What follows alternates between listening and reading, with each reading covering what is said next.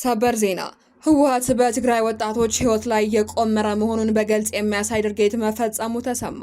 ህወሓት እድሜውና የአካል ብቃቱ የደረሰ ማንኛውም ወጣት የትግራይ ሰራዊትን መቀላቀል ወይንም ግንባር እንዲሰለፍ የሚያስገድድ ወታደራዊ ህግ ማውጣቱን አስታውቋል። በዚህም ለወታደራዊ ግዳጅ እምቢተኝነት ያሳየ ግለሰብ እስከ 50 ሺህ ብር ይቀጣል ሲል ድርጅቱ ምዝቷል። አብራችሁን ቆዩ። በቀዳሚነት ወደ እናንተ የምናደርሳችሁ ይሆናል። አንድ የፌዴራል ፖሊስ አባል በፕሬዝዳንቱ ቤተ መንግስት ለሰዓታት የቆየ ተኩስ መክፈቱ ተገለጸ። ተኩሱም ከምሽቱ 12 ሰዓት ከ20 አንስቶ እስከ 2 ሰዓት ከ30 ድረስ መቆየቱን ሚዲያችን ሰምቷል። ይሁን እንጂ የፕሬዝዳንቱ ጽህፈት ቤት ጉዳዩን አስተባብሎታል። ተጨማሪ አለን። የኢትዮጵያ መንግስት ለጦር መሳሪያ ግዢ የሚያውለው በጀት 2.3 ትሪሊዮን ብር ሆኖ ቀረበ። ይህንንም የሚኒስትሮች ምክር ቤት ለ2019 በጀት ዓመት ለቀረበው የፌዴራል መንግስት ረቂቅ አዋጅ ላይ ከተወያዩ በኋላ በሙሉ ድምፅ አጽድቆ ለሕዝብ ተወካዮች ምክር ቤት መርቷል ተብሏል። ዝርዝር አለን። ከውጭ በተሰማ ሰበር መረጃ በኬንያ መንግስት ላይ ሌላ ተቃውሞ መቀስቀሱ ተገለጸ። በኬንያ በዋና ከተማዋ በሚገኘው ብሔራዊ ፓርክ ለመገንባት በመንግስት የታቀደውን እቅድ የተቃወሙ ዜጎች አደባባይ መውጣታቸውና መንገድ መዝጋታቸው ተዘግቧል። ዝርዝሩን ይዘናል። ትራምፕ የኢራንን ቢሊዮን ዶላሮች ለባህረ ሰላጤው ሀገራት ሊሰጡ መሆኑን አስታወቁ። ዩናይትድ ስቴትስ በተለያዩ ባንኮች ታግዶ የሚገኘውን የኢራን ሀብት በኢራን የሚሳኤልና የድሮን ጥቃት ጉዳት ለደረሰባቸውና የአሜሪካ አጋር ለሆኑ የባህረ ሰላጤው ሀገራት መልሶ ግንባታ እንዲውል ማቀዳቸውን አስታውቀዋል። ኢራን በበኩሏ አሜሪካን ለዚህ ድርጊቷ እንደምታስከፍላት ዝታለች። ተጨማሪ ያለን። የተከበራችሁ ቻናላችን ቤተሰቦች ዝርዝር መረጃዎችን ከመመልከታችሁ በፊት ቪዲዮውን ላይክ በማድረግ ማድመጥ እንድትጀምሩ በአክብሮት እየጋበዝን በቀጥታ ወደ መረጃዎች ተሸጋገርን። በቅድሚያ የፌዴራል መንግስቱ ስጋት ሆኖብኛል ያለው ህወሓት አስገዳጅ የሆነ ወታደራዊ ህግ ማውጣቱን አስታወቀ። ህወሓት የፌዴራል መንግስቱ ጦርነት ሊያውጅብኝ ነው በሚል በተደጋጋሚ ክስ ሲያቀርብ እንደነበር ይታወሳል። ይህንንም ተከትሎ በትግራይ ክልል አስገዳጅ ወታደራዊ አፈሳ ሲካሄድ መሰንበቱን መዘገባችን ይታወሳል። ይህ ያልበቃ ህወሓት ዛሬም በትግራይ ክልል አስገዳጅ ወታደራዊ ህግ ማውጣቱን አስታውቋል። በዚህ ህግ መሰረትም ለወታደራዊ ግዳጅ እምቢተኝነት ያሳየ ግለሰብ እስከ 50 ሺህ ብር ይቀጣል ተብሏል። አሁን ላይ በትግራይ ክልል ሰፊ ወታደራዊ አፈሳና ምልመላ እየተካሄደ መሆኑን ሲዘገብ ቆይቷል። እድሜውና የአካል ብቃቱ እየፈቀደ ወደ ትግራይ ሰራዊት ለመቀላቀል ወይንም ግንባር ለመሰለፍ እምቢተኛ ሆኖ የተገኘ ማንኛውም የትግራይ ተወላጅ ከ10 ሺህ እስከ 50 ሺህ ብር በሚደርስ ከፍተኛ የገንዘብ መቀጮ እንደሚቀጣ ህወሓት ባወጣው ህግ ላይ አስፍሯል። በሌላ በኩል እነ አቶ ጌታቸው ረዳ በትግራይ ከባድ የተባለ ህዝባዊ ፖለቲካ ትግል ልንጀምር ነው ማለታቸው ተሰምቷል።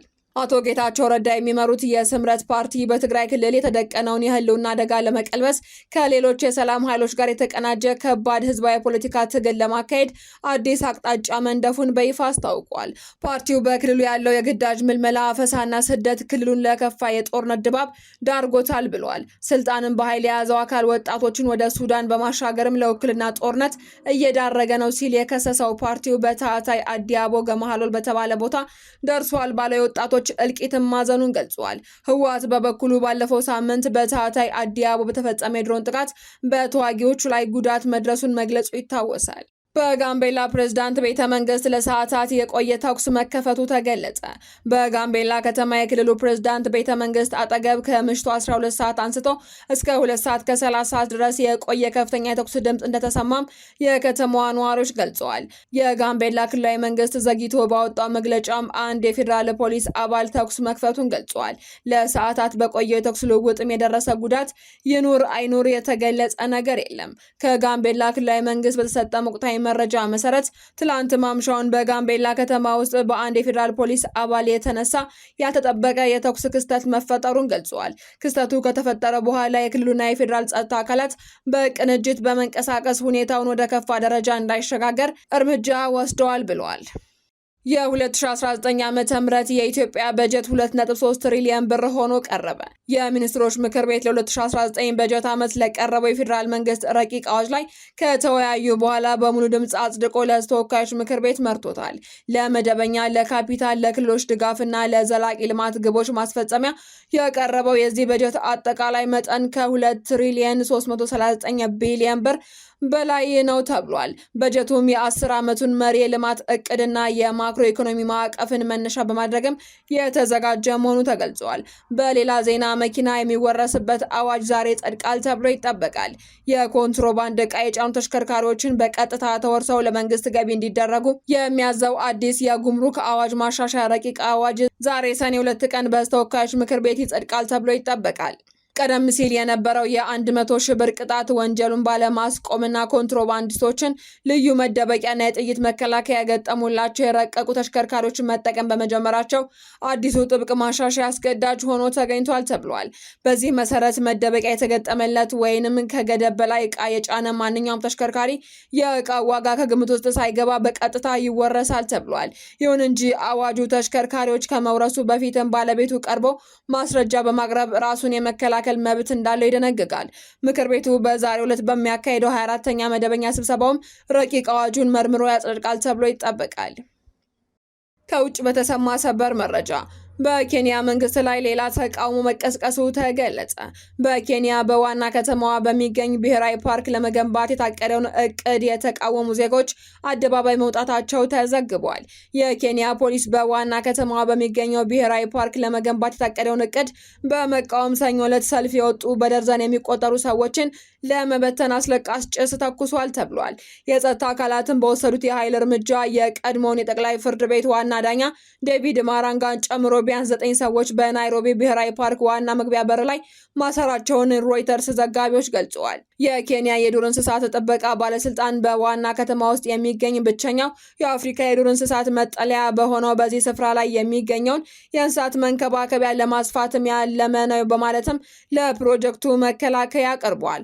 መፈክሮችን ይዘው የወጡ ተቃዋሚዎች ግን ከ1000 በላይ ለሚሆኑ ተሽከርካሪዎች የሚሆኑ የመኪና ማቆሚያ ቦታን የሚያካትተው የፕሮጀክት እቅድ በኬንያ ጥበቃ ከሚደረግላቸው አንዱ የሆነው ቦታን የሚሻማ ነው ሲሉ ገልጸዋል።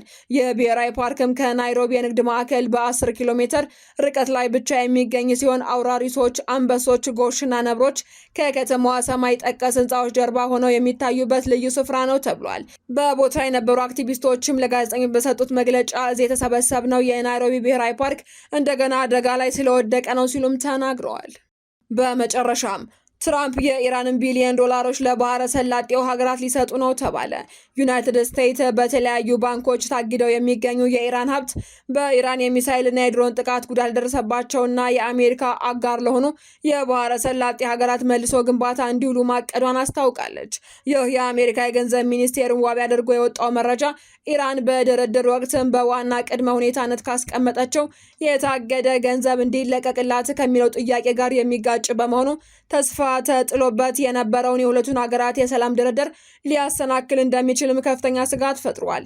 በተመሳሳይ ዜና የአሜሪካው ፕሬዝዳንት ዶናልድ ትራምፕ ከሰላም ስምምነቱ በፊት ምንም አይነት የኢራን ሀብት እንደማይለቀቅና ማዕቀብም እንደማይነሳ በቁርጠኝነት አስታውቀዋል። ፕሬዝዳንቱ ለሀገሪቱ የዜና ማሰራጫ በሰጡት ቃለ ምልልስም እገዳው እንደማይነሳ ከማረጋገጣቸው በላይ ሊባኖስ ከኢራን ጋር የሚደረገውን የሰላም ስምምነት አካል እንድትሆን እንደማይፈልጉም በግልጽ ተናግረዋል። ኢራን በበኩሏ አሜሪካን ለዚህ ድርጊቷ እንደምታስከፍል አዝታለች።